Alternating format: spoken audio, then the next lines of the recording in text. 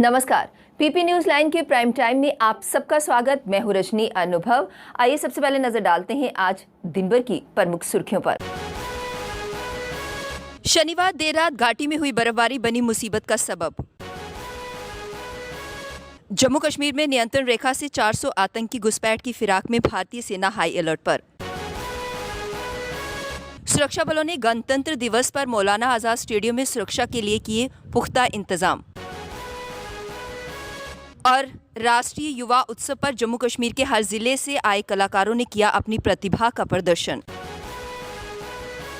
अब खबरें विस्तार से। जम्मू कश्मीर की शांति व्यवस्था में खलल डालने के लिए नियंत्रण रेखा पर बने लॉन्चिंग पैड पर 400 आतंकी घुसपैठ की फिराक में है। पाकिस्तानी सेना इन्हें भारतीय क्षेत्र में धकेलने के लिए आए दिन गोलाबारी कर रही है। इसका भारतीय सेना मुंह तोड़ जवाब दे रही है। इतना निश्चय है कि अगर आतंकी घुसपैठ की कोशिश करेंगे तो ढेर कर दिए जाएंगे। कश्मीर घाटी में शनिवार देर रात से शुरू हुई बर्फबारी घाटी के लोगों के लिए मुसीबत बन गई है। लोगों के मुताबिक प्रशासन सोशल मीडिया पर भले ही बड़े बड़े दावे कर रहा है, लेकिन ज़मीनी हकीकत बिल्कुल इसके विपरीत है। कई इलाकों से बर्फ़ साफ नहीं की गई है और कई जगह बिजली ही नहीं है। लोग काफ़ी परेशानी झेल रहे हैं।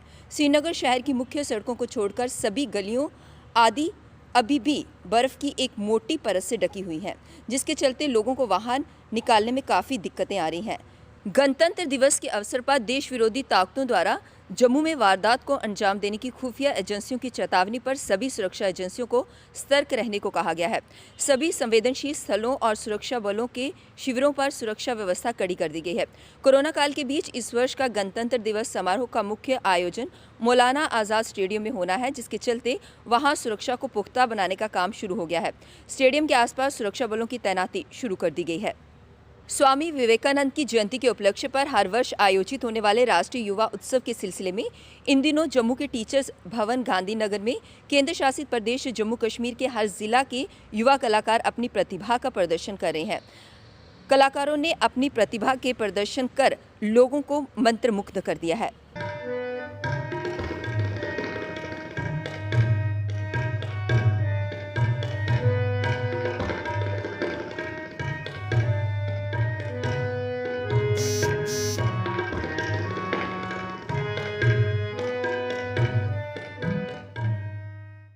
जम्मू कश्मीर के उपराज्यपाल मनोज सिन्हा ने केंद्र शासित प्रदेश के लिए 28,400 करोड़ रुपए की औद्योगिक विकास योजना की घोषणा की।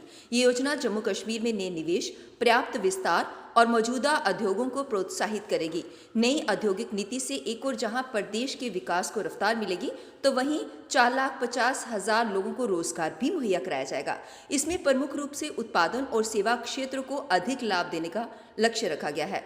उपराज्यपाल ने कहा कि पिछले 16 महीनों में जम्मू कश्मीर समृद्धि और आर्थिक सफलता की गारंटी के साथ नए अवसरों के क्षेत्र के रूप में उभरा है। For the first time, any industrial incentive scheme is taking industrial development to the block level and will promote far-flung areas of Jammu and Kashmir.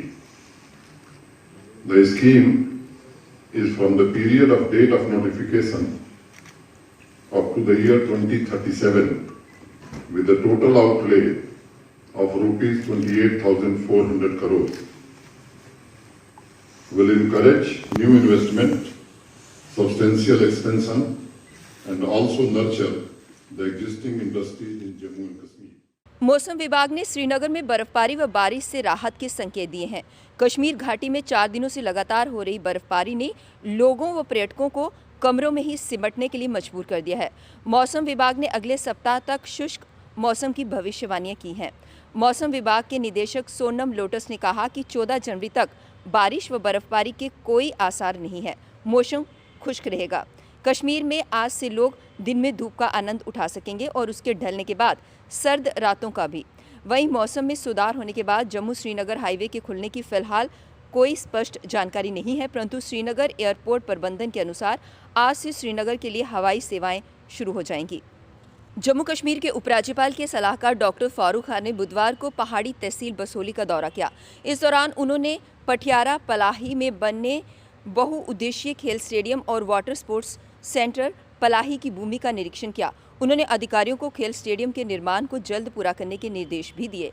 Lakhanpur से वाया पंजाब होते हुए बसोली के रेस्ट हाउस में पहुंचे सलाहकार ने बहुउद्देशीय खेल स्टेडियम के निर्माण कार्य का निरीक्षण किया। इस दौरान उन्होंने स्टेडियम में खिलाड़ियों को दी जाने वाली सुविधाओं के बारे में भी जानकारी हासिल की। 4 दिन लगातार बारिश और हिमपात ने पूरे राज्य में जनजीवन प्रभावित कर दिया है। 1 दर्जन से अधिक जगहों पर भूस्खलन और पत्थर गिरने से जम्मू श्रीनगर राष्ट्रीय राजमार्ग 4 दिन से बंद है। इस पर करीब 4500 छोटे बड़े वाहन फंसे पड़े हैं।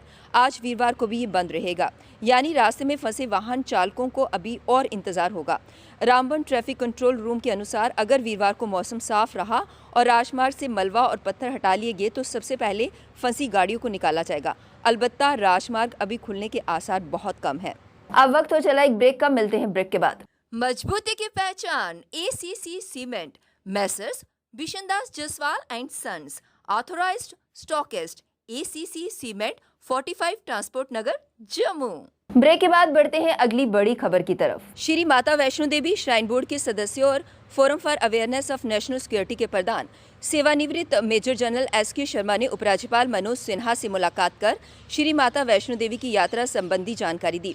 राजभवन में बैठक में शर्मा ने उपराज्यपाल को बताया कि दिसंबर 2020 से श्री माता वैष्णो देवी की यात्रा के लिए आने वाले श्रद्धालुओं की संख्या में बढ़ोतरी हुई है।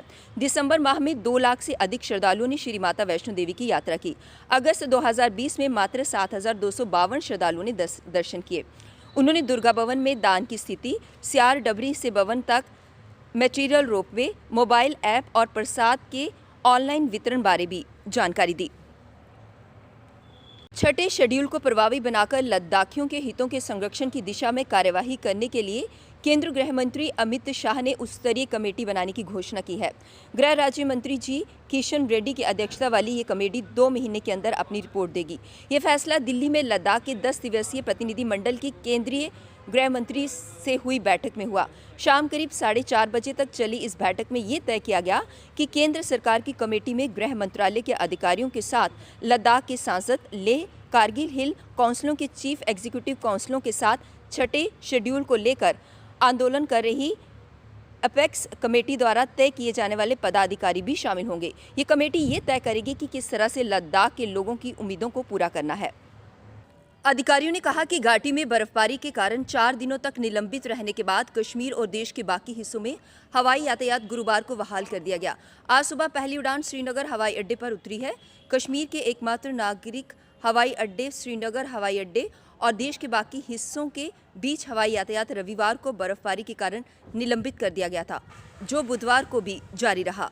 4 बजे के बाद तहसीलदार आरएसपुरा कार्यालय के रिटायरिंग रूम में चल रही पार्टी के बारे में पत्रकारों द्वारा जानकारी प्राप्त करने पर वहां पर नियुक्त गिरदावर ने पत्रकारों से बदसलूकी की और गालियां भी निकाली। यही नहीं, इन अधिकारियों ने धमकाया कि उन्हें जो करना है वह कर लें, उनका कोई कुछ नहीं बिगाड़ सकता। वह कई वर्षों से यहां पर गिरदावर के तौर पर नियुक्त हैं।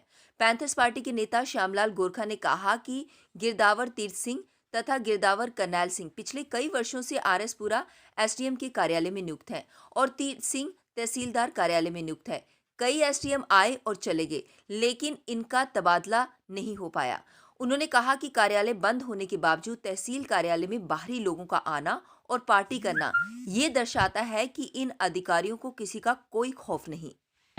हम आए कवरेज करने यहाँ पे, ये अंदर ऑफिस में छुट्टी के टाइम चाहे पार्टियां कर रहे हैं, पार्टियां कर रहे हैं। जब हमने पत्रकारों ने पूछना चाहा तो हमारे कैमरे और हमारे माइक को छीनने की कोशिश की है। यहाँ पे ये एसडीएम के कार्य में काम करते हैं सरदार जी।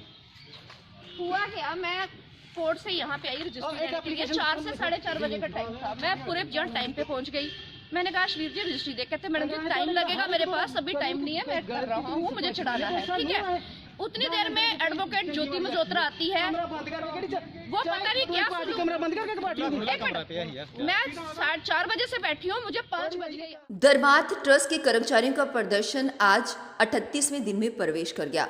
धर्मार्थ ट्रस्ट के मंदिरों को श्राइन बोर्ड में विलय की मांग को लेकर प्रदर्शन कर रहे कर्मचारियों का कहना है कि धर्मार्थ ट्रस्ट जम्मू कश्मीर के ऐतिहासिक मंदिरों का रख रखाव करने में असमर्थ रहा है, जिसके चलते मंदिरों की दशा दिन ब दिन खराब होती जा रही है। लिहाजा सरकार धर्मार्थ ट्रस्ट के अधीन सारे मंदिरों को श्राइन बोर्ड के के अधीन करे ताकि इन ऐतिहासिक धरोहरों का संरक्षण हो सके। धर्मार्थ कर्मचारियों ने कहा कि ट्रस्ट के ट्रस्टियों द्वारा उनको कई महीनों से वेतन भी नहीं दिया जा रहा है, जिससे उनके परिवारों का गुजारा चलाने में काफी परेशानियों को झेलना पड़ रहा है।